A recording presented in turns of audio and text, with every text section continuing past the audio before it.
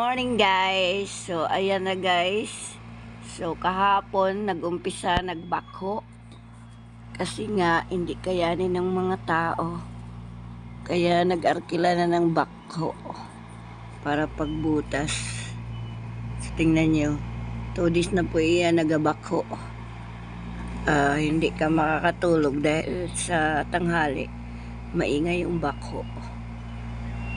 So ganyan lang talaga ang buhay. Sure, pero okay lang po yun. Sanay naman po tayo sa maingay. So ayan o. Ano nyo. Yung gitna ay yung swimming pool pala. Nasa gitna. Grabe o. Grabe ang mahal pa ng ano nyan. Ng araw ng bako na yan. Nalaman ko kay engineer is 2,500 in 1 hour. So 1 day, in 1 day, so ilang oras yan.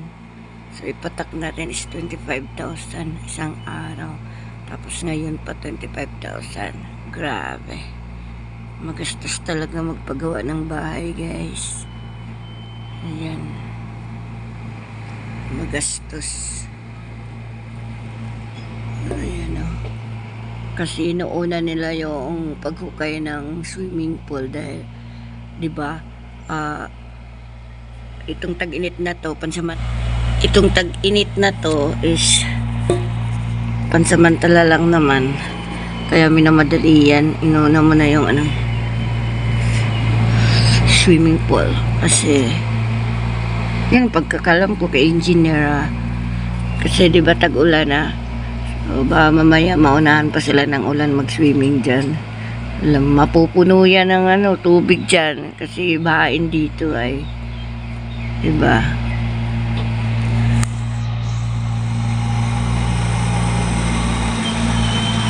Grabe. 2 days na yan guys. Ganyan pala ang pag-operate sa bako. Paikot-ikot lang, ganon, din hukay. Ayan, diba? So, nakita nyo na. Grabe guys.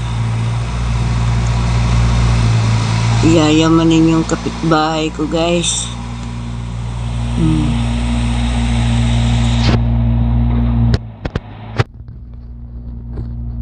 Thank you for watching my vlog. Shout out sa lahat ng makapanood dito.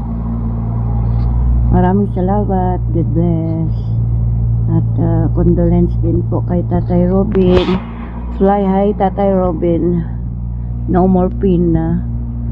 Salamat sa naging party din kami ng mga friend mo sa buhay nyo ni Ate Pia, no?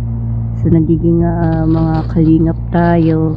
So dito po tayo nagkakilala bilang isang vlogger. Thank you so much sa mga alaala, no? Yung mga patawa, mga jokes. Thank you. God bless po. Bye-bye.